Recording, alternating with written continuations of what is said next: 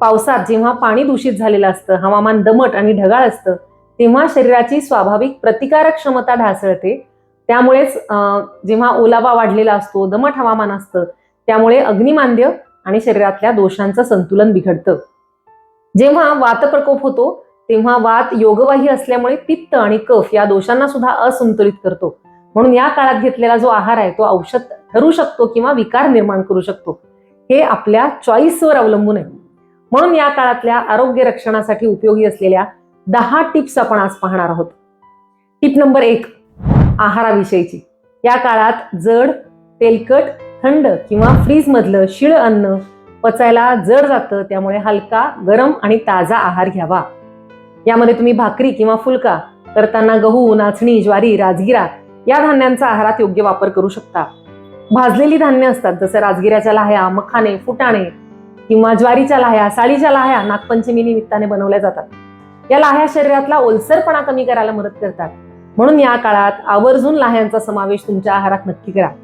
तुपावर थोड्या परतून या लाह्यांचा केलेला चिवडा छान लागतो. तुम्ही तो अगदी रोज खाऊ शकता.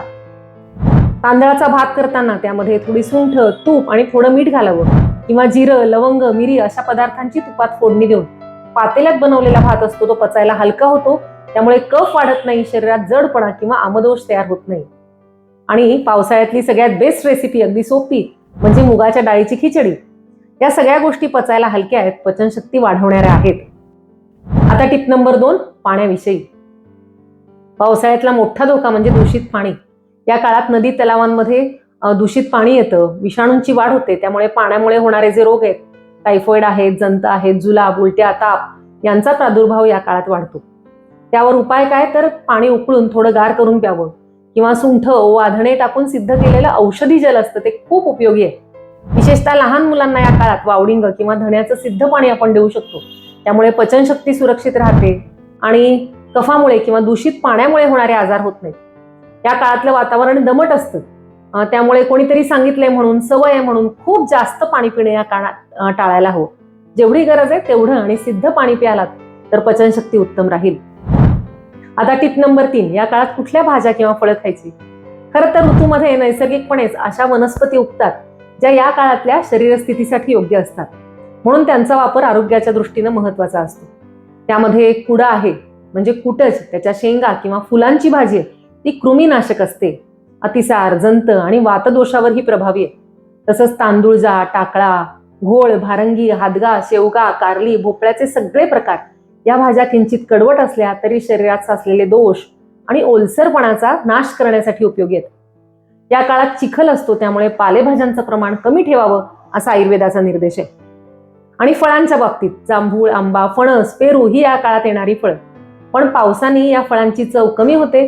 शिवाय जर पावसात झाडावरून पडलेली फळं असतील तर ती किडलेली असू शकतात, त्यामुळे जंत होऊ शकतात. म्हणून या काळात येणारं डाळिंब हे सगळ्यात श्रेष्ठ. त्या ऋतूनुसार योग्य अशी फळं, भाज्या, वनस्पती निसर्गानंच आपल्याला बहाल केलेल्या आहेत. आता टिप नंबर 4, काय टाळायचं, तर फ्रीज मधली थंड पेय, आईस्क्रीम हे अर्थातच नको. तळलेले पदार्थ म्हणजे भजी, वडे, समोसे.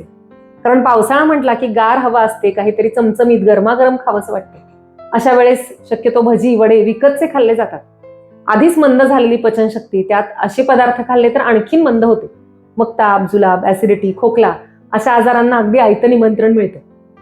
आपल्याकडे म्हण आहे बघा, आषाढ तळायचा, श्रावण भाजायचा आणि भाद्रपद उकडायचा. आषाढात होणारा वातप्रकोप शांत करण्यासाठी थोडे तळलेले पदार्थ तुम्ही खाऊ शकता, पण ते घरी बनवलेले असावे. वडे, भजी यापेक्षा तुम्ही तांदळाच्या पापड्या, कुरडया असे पदार्थ खायला हरकत नाही. भाजलेल्या भुईमुगाच्या शेंगा या काळात खायला उत्तम. किंवा पांढरी गावठी मक्याची कणसं असतात, ती भाजून त्याला तेल, लिंबू, मीठ लावून खाल्लं तर अगदी उत्तम चवही येते आणि आरोग्यालाही फायदा होतो. टिप नंबर 5, प्रतिकार शक्ती सुधारण्यासाठी या काळातला एक अगदी सोपा उपाय म्हणजे सुंठ, तूप आणि गूळ हे तिन्ही मिक्स करून छोट्या गोळ्या करून ठेवाव्या आणि सकाळी रिकाम्या पोटी एक गोळी खावी. यामुळे पचन सुधारतं, सर्दी, इन्फेक्शन्स कमी होतात, शरीरातला वात कमी होतो. म्हणून पावसाळ्यातल्या सगळ्या सणांचा प्रसार असतो तो सुंठवडा. आपले सण आणि आरोग्य असं अविभाज्य, याचा प्रत्यय वेळोवेळी येत असतो. असाच आणखी एक सोपा उपाय तो आहे अमृतधारा. नावाप्रमाणेच अमृतासारखं असलेलं हे साधं सोपं औषध आहे. भीमसेनी कापूर, पुदिना आणि ओवा याचे अर्क यामध्ये असतात. एवढ्या छोट्या औषधाचे खूप मोठे गुण आहेत. सर्दी, खोकला, कफ, डोकेदुखी किंवा अपचन असे विकार असताना प्रौढ व्यक्ती 2 ते 4 थेंब अमृतधारा 1 चमचा मधात घेऊ शकतात.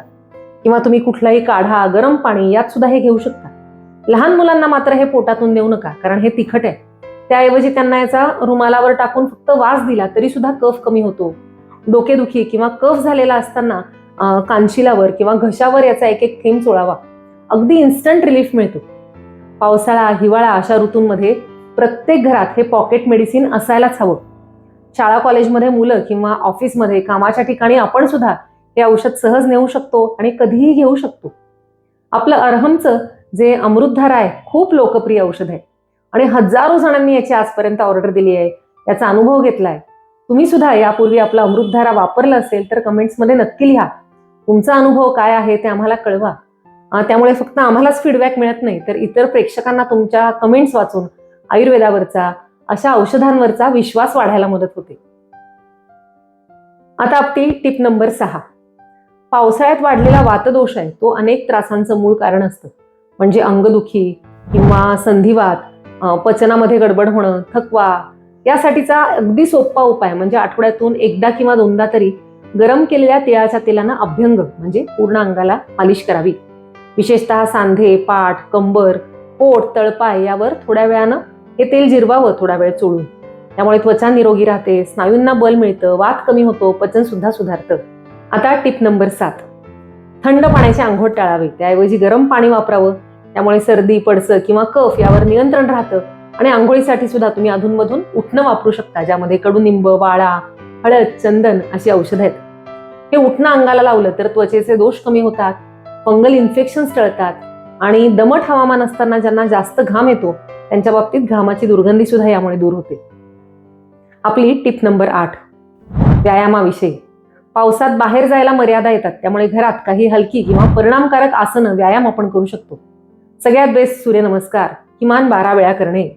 वज्रासन, पवनमुक्तासन, त्रिकोणासन, प्राणायामामधले अनुलोम विलोम, कपालभाती, भस्त्रिका असे वेगवेगळे प्रकार या काळात सर्वांनी अवश्य करायला हवेत, ज्यामुळे श्वसन संस्था सुधारते, पाचन सुधारतं आणि वाताचं संतुलन राहतं. आता आपली टिप नंबर 9. पंचकर्मातली बस्ती. पावसाळ्यातलं सर्वोत्तम शुद्धीकरण आहे. आयुर्वेदात बस्ती हा उपचार खूप महत्वाचा मानलाय, विशेषतः वर्षा ऋतूमध्ये. बस्ती म्हणजे काय तर एनिमा किंवा औषधी तेल काढा शरीरात देऊन वात संतुलित करणं. वर्षा ऋतूमध्ये बस्तीचे काय फायदे होतात तर वाताचे विकार जसं संधिवात आहे, सांधेदुखी आहे यावर प्रतिबंध किंवा याला आवर घातला जातो. दुसरं म्हणजे पचनशक्ती वाढते, शारीरिक बळ वाढतं, स्नायूंची ताकद वाढते, मानसिक स्थैर्य मिळतं. याला रसायन म्हटलंय, म्हणजे रोगप्रतिकारक शक्ती वाढवण्यासाठी, सगळ्या धातूंचं बल उत्तम करण्यासाठी, वार्धक्य दूर ठेवण्यासाठीचा हा उपचार आहे. आयुर्वेदात बस्तीची खूप प्रशस्ती केलेली आहे. बस्तीला म्हटलंय अर्धचिकित्सा. म्हणजे काय तर जेवढे रोग आहेत त्यापैकी अर्ध्याहून जास्त रोगांवर उपयुक्त असा हा उपक्रम किंवा चिकित्सा आहे. अर्थातच मी नेहमी सांगत असते त्याप्रमाणे कोणतंही पंचकर्म किंवा बस्ती उपचार केवळ वैद्यांच्या जाणकार अनुभवी वैद्यांकडूनच करून घ्यावा. आता आपली टिप नंबर 10. चातुर्मासाचं आरोग्यशास्त्र. आषाढ ते कार्तिक हे 4 महिने त्याला आपण चातुर्मास म्हणतो. यामध्ये धार्मिक व्रत असतात, उपवास असतात. जसं की कोणी कांदा, लसूण, मांसाहार सोडून देतात. अर्थात यामागे आरोग्याचा दृष्टिकोन आहे. पावसात पचनशक्ती मंद असल्यामुळे या पदार्थांमुळे त्रास होऊ शकतो आणि उपवास किंवा लंघन केल्यामुळे शरीरातल्या अग्नीला बळ मिळतं, टॉक्झिन्स किंवा आमदोष कमी होतात. ग्रीष्म ऋतू आहे ना, त्यात वातदोषाचा संचय आणि वर्षा ऋतूमध्ये वाताचा प्रकोप होतो. त्यामुळे पोटात गुडगुडणं किंवा पोटफुगी, दमा, संधिवात असे वाताचे आजार वाढायला लागतात. म्हणून जे वातुळ पदार्थ आहेत त्या काळात खाऊ नयेत. कांदे नवमी झाल्यानंतर 4 महिने बरेच वातुळ पदार्थ बंद करण्याची, चातुर्मास पाळण्याची एक पद्धत आपल्याकडे आहे आणि ती फार शास्त्रीय आहे. लसूण तामसी गुण वाढू नये म्हणून चातुर्मासात निषिद्ध असला तरी हा वातशामक आहे, म्हणून माफक प्रमाणात लसूण वापरायला हरकत नाही. किंवा लसणाच्या तेलाचा उपयोग सुद्धा तुम्ही वैद्यांच्या सल्ल्यानं दुखऱ्या सांध्यांना चोळण्यासाठी किंवा दम असेल तर छातीला लावण्यासाठी करू शकता. त्यामुळे कफ कमी होतो, वात कमी होतो. आता या काळात मंद झालेली पचनशक्ती वाढवायची, म्हणून या काळात फोडणीमध्ये मोहरी, हिंग, मेथी कलोंजी अशा अग्निवर्धक पदार्थांचा वापर आहारात करायला हवा. किंवा ओवा आहे, तो पाचक आहे, अग्निदीपक आहे, कफ कमी करणारा आहे, म्हणून ओव्याचा सुद्धा वापर या काळात आवर्जून स्वयंपाकात सढळ हाताने करायला हवा. तर पावसाळा म्हणजे निसर्गाच्या जवळ जाण्याचा आणि स्वतःचं शुद्धीकरण करण्याचा एक सुवर्ण काळ आहे. योग्य आहार, संतुलित विहार आणि योग्य पंचकर्म यामुळे हा काळ आजारांचं न राहता आरोग्य संपन्न होऊ शकतो.